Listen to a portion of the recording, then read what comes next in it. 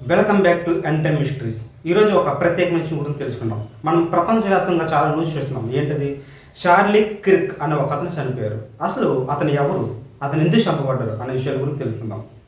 ఇతని గురించి మనం ఆలోచించినట్లు మరో ప్రవీణ్ పగడాల అని కూడా అనవచ్చు. ఎందుకంటే మన రాష్ట్రంలో ప్రవీణ్ పగడాల గారు ఎలా అయితే చనిపోయారో అలాంటి దారుణమైన పరిస్థితి అమెరికాలో ఈ యొక్క చార్లీ కిర్క్ అనే అతను చనిపోవాల్సి వచ్చింది. ఎలాగా ఒక వ్యక్తి షూట్ చేసి చంపేశారు ఇతన్ని.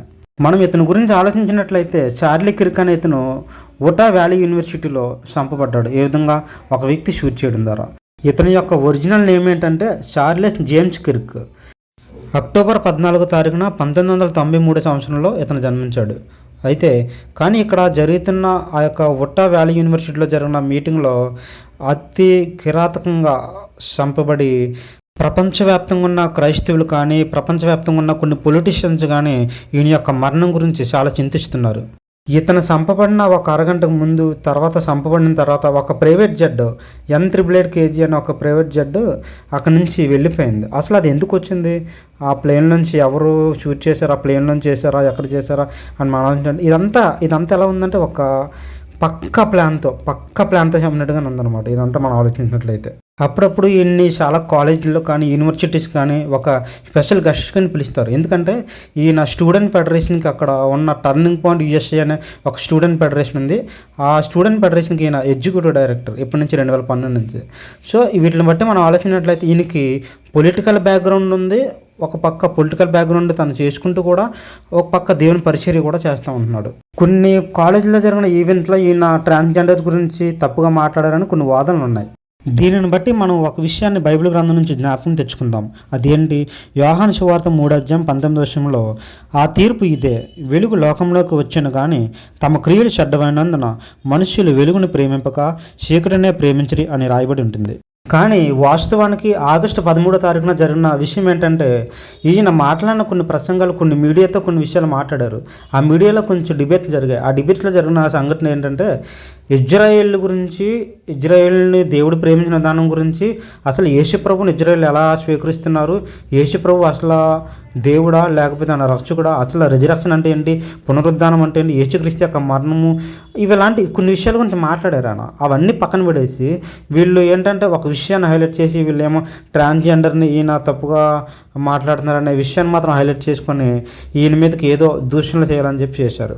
కానీ వాస్తవానికి ఈయన రిపబ్లికన్ పార్టీ తరపున కూడా పనిచేస్తున్నాడు. ఇప్పుడు రిపబ్లికన్ పార్టీ తరపున ఉన్న డొనాల్డ్ ట్రంప్ అక్కడ ప్రెసిడెంట్ అమెరికాలో. డొనాల్డ్ ట్రంప్ గెలవడానికి కూడా ఈ నష్టం కూడా ఉంది. ఎందుకంటే ఈయన చుట్టూ ఉన్నది చాలా కొన్ని వేల మంది స్టూడెంట్స్ ఉన్నారు ఈయన కిందన. ఈయన నిలబడిన విధానాన్ని బట్టి చాలామంది స్టూడెంట్స్ కూడా డొనాల్డ్ ట్రంప్ని గెలిపించారు.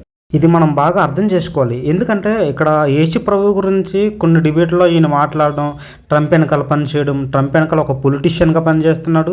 తర్వాత ఏమో పక్క నుంచి దేవుని యొక్క పరిచయం చేస్తూ యేసే నిజమైన దేవుడని తను ఏమనుకుంటాడంటే తను ఒక యూదుడుగా కాదు, ఒక అమెరికాలో ఒక యూదుడుగా కాదు, కానీ నేను ఒక క్రైస్తవుని అని ఒప్పుకొని ప్రజల మధ్య ఆయన చేస్తున్న ప్రసంగాలు చాలామందికి ఇవన్నీ నచ్చక ఆయన మీద ఒక కుట్రపూరితమైన హత్య ద్వారా ఆయన చంపబడ్డారు. ఈ రీతిగా ఏంటంటే మనం బాగా గమనించాలి.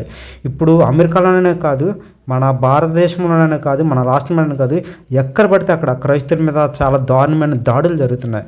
వీటన్నిటిని బట్టి మనం అర్థం చేసుకోవాలి. మనం చాలా క్రిటికల్ కండిషన్లో, చాలా క్లిష్టమైన పరిస్థితుల్లో ఉన్నామని చెప్పి. ఎందుకంటే క్రైస్తవులు అని చెప్పి నిజాలు మనం మాట్లాడుతున్నాం కానీ చాలామంది దాన్ని స్వీకరించట్లేదు. నిజమైన బోధలు ఉన్న వారిని అస్సలు పట్టించుకోవట్లేదు. దయచేసి నిజమైన బోధలు ఉన్న వారికి దేవుడు చెప్పాడు ముందుగానే, దేవుని యొక్క రాకడకు ముందు ప్రపంచం అంత దినాల్లో ఏం జరగబోతుందంటే చాలామంది చంపబడతారు, దేవుని పేరట దూషింపబడతారని మనము దేవుని యొక్క లేఖన భాగాలు మనం తెలుసుకున్నాం. వీటిని బట్టి మనం అర్థం చేసుకోవాలి.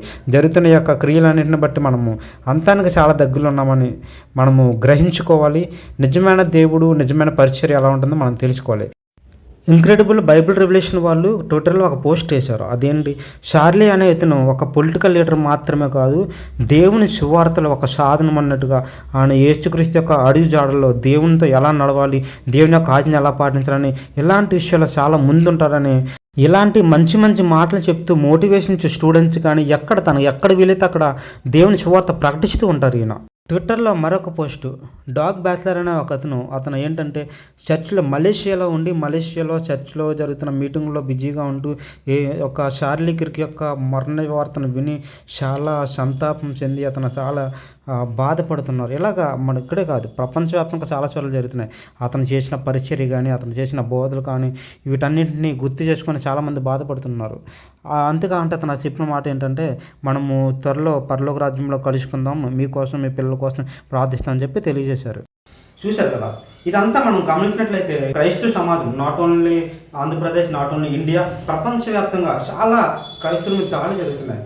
సో వీటన్నిటి బట్టి మనం అర్థం చేసుకోవాల్సిన విషయం ఏంటంటే, మనము ఈ యొక్క రాకడ సమయంలో, దేవుని యొక్క రాకడ సమయంలో జరగబోయే కొన్ని విషయాలు ఏంటవి, ఆ విషయాలు ఏంటి, ఒక క్లిష్టమైన పరిస్థితులు ఏంటి, ఎవరైతే దేవుని యొక్క మత ప్రచారకులు ఉన్నారో అలాంటి వాళ్ళని చంపడానికి చాలా రకాలైన దాడులు జరుగుతున్నారు. సో మనం వీటిని బట్టి మనం అర్థం చేసుకోవాలి, మనం ఎలాంటి పరిస్థితులు ఉన్నామో, అంత్య దినాల్లో ఉన్నామని మన విషయం మాత్రం మీరు ఎవరు కూడా మర్చిపోవద్దు. దయచేసి అందరూ జాగ్రత్తగా ఉండండి. మీకు దేవుడు మిమ్మల్ని ప్రేరేపించే విధంగా మీకు కలిగి ఉన్న దాని విశ్వాసాన్ని పట్టుకొని అంతవరకు పోరాడండి. దేవుడు మిమ్మల్ని దీవించి ఆశీర్వదించిన గాక. ఆమేన్.